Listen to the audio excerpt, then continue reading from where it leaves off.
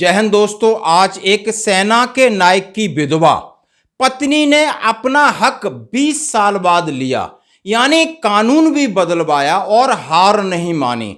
यानी पीसीडीए गई, पीओआर गई, यूनिट गई, रिकॉर्ड गई, सोल्जर बोर्ड गई, सीजीडीए गया मामला, और मामला एएफटी में गया, सुप्रीम कोर्ट में गया, नया कानून बनवाया और अपना हक लिया। अपने पति यानी जो उनका हस्बैंड था, फौज के अंदर नायक था, फिर डीएससी में था, और अपना हक कैसे दिलवाया और एक नया नियम बनवाया, उसके लिए सर्कुलर निकला और फिर हक मिला। इसी कहते हैं कि आप एक लेडीज के बारे में सुन के आपको ऐसा लगेगा, आंखों में आंसू हो जाएंगे, कितना दर्द है, कितने लोगों से लड़ी हुई। हम एक अपील करते हैं, हम किस वकील के पास जाएं। इन्होंने कम से कम 20 साल ये लड़ाई लड़ी, अपने दम पर लड़ी, और इन्हें मैं सलूट करता हूं। और इनका नाम है, जरा थोड़ा सा 13 पेज का है, मैं बिल्कुल आपको समरी की तरह बताऊंगा कि Shrimati Santosh Devi widow late LD Lakshman Singh, resident Meerapur Jakhar post office, Darli tehsil district Meerut UP की रहने वाली ये जो मैडम है संतोष देवी, इन्होंने अपना हक कैसे लिया और क्या हक था,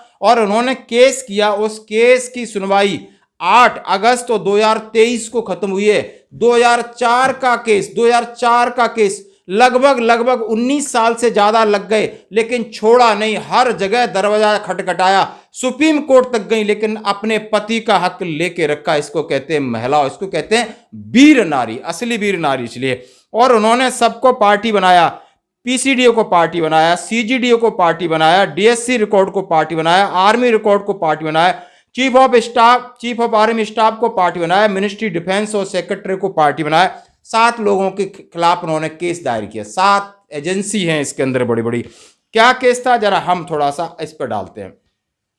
उन्होंने पहली एप्लीकेशन डाली, द इशू क्या था कि 4 pass the order direction appropriate nature respondent. Brief ये है कि उनके हस्बैंड आर्मी में भर्ती हुए 4/7/1984 को, 84 में भर्ती हुए, और फौज से प्रीमेचर रिटायर्ड हुए 3/4/2001 को, यानी 16 साल 9 महीने नौकरी करके वो आए 3 अप्रैल 2001 को, और उसके बाद दिसंबर 2001 में डीएससी में भर्ती हो गए जी दोस्तों। और during the service was affected, उन्हें बीटी मलेरिया हो गया, और 3 अक्टूबर 2003 को वो मिलिट्री हॉस्पिटल में एक्सपायर हो गए। यानी लगभग उसमें उन्होंने 1-1.5 साल नौकरी किया। अब होता क्या है उसके बाद देखो, husband being attribute to military service, she was granted special family pension 1/4/2003 से। यानी वो फौज के अंदर थे, डीएससी में थे, और डीएससी में बीटी मलेरिया हुआ, खत्म हो गया, तो उनको स्पेशल फैमिली पेंशन की हकदार थी, और वो पेंशन सैंक्शन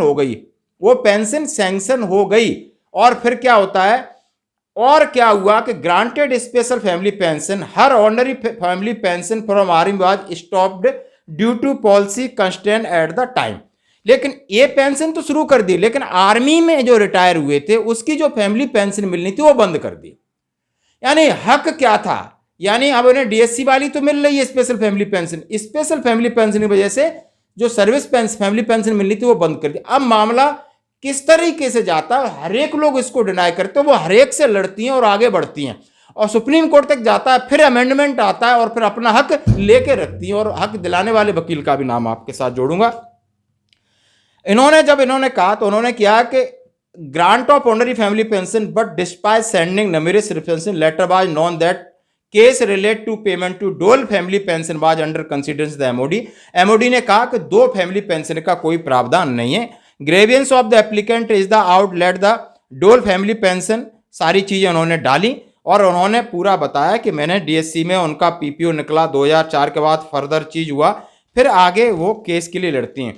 उन्होंने कहा है special family pension, her ordinary family pension from army was stopped due to policy concern, learned counsel for the applicant further submitted the against non grant of honorary family pension petition dated 7/11/2014।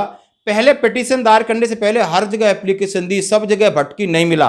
फिर 4 के बाद 10 साल बाद उन्होंने 2014 में petition डाली, और उन्होंने आर्मड कोर में रिप्लाई आया, आरटीआई डाली, 3/1/2015 में आया। उन्होंने लिखा special family pension she is not entitled to ordinary family pension from army due to policy constraint. Policy ऐसी नहीं, उसका हवाला देते हुए सबने उन्हें डिनाई कर दिया।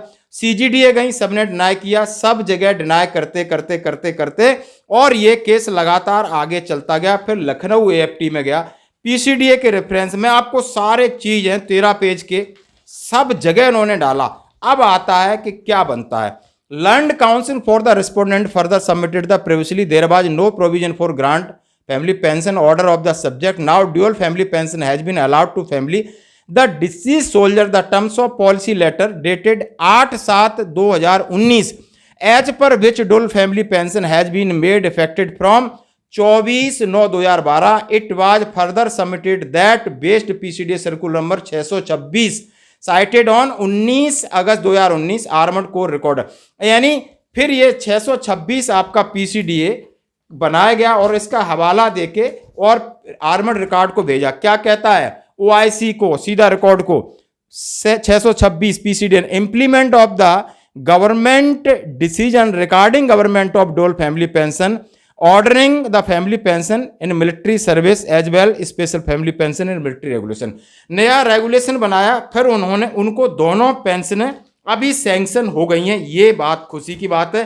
इसमें एएफटी लखनऊ में ये केस चल रहा था और उसका ऑर्डर भी मैं आपके साथ साथ सुना देता हूं कि उनको कौन सा पैसा मिलने वाला है, और आपको लास्ट का पेज सुना देता हूं। उन्होंने बोला past the respondent are set aside the respondent are directed to grant honorary family pension to the applicant with effect from 24/9/2012 से, मतलब 24 जब से केस फाइल किया तब से उनको दिया। But due to law limitation the arrear shall be restriction of the 3 years। आप लिखा है presiding the date of filing watch the 18/5/2022 in of the honourable supreme court judgment pass in case of ex Naik Umesh Singh. ये पुराना एक judgment लिया गया। The respondent further direct to grant honorary family pension to applicant with in 4 months from today. Default will invited interest 8%। No order as to cost miscellaneous application pending if any stand dispose of. और उन्होंने हैं major general Sanjay Singh member और justice Anil Kumar ने ये अगस्त का है कि पास किया कि इनको फैमिली पेंशन और स्पेशल फैमिली पेंशन सारी दोनों पेंशन मिलेंगी। डुअल पेंशन है, नियम बदला गया, सुप्रीम कोर्ट का हवाला दिया गया और उनको बोला अभी 4 महीने में इनको ये पेंशन शुरू की जाए। 8% का डिले होते हैं तो नहीं दिया। तो एक फैमिली ने, यदि हम आज ओआरओपी एमएसपी को लेके बहुत सारे सैनिक संगठन लड़ रहे हैं, यदि लड़ने की जगह तो आप कानून यदि आपके पास स्ट्रांगली है तो आप कहीं ना कहीं कोई ना कोई रास्ता बनता है। और ये रास्ता बनाया इस महिला ने, बाकी को लिए भी बनाया जो इनके साथ शायद ऐसे इंसिडेंट हुए हैं जीवन में, लेकिन उन्होंने अपना हक छोड़ा नहीं। मैं ऐसे वीर नारी को सैल्यूट करता हूं। धन्यवाद।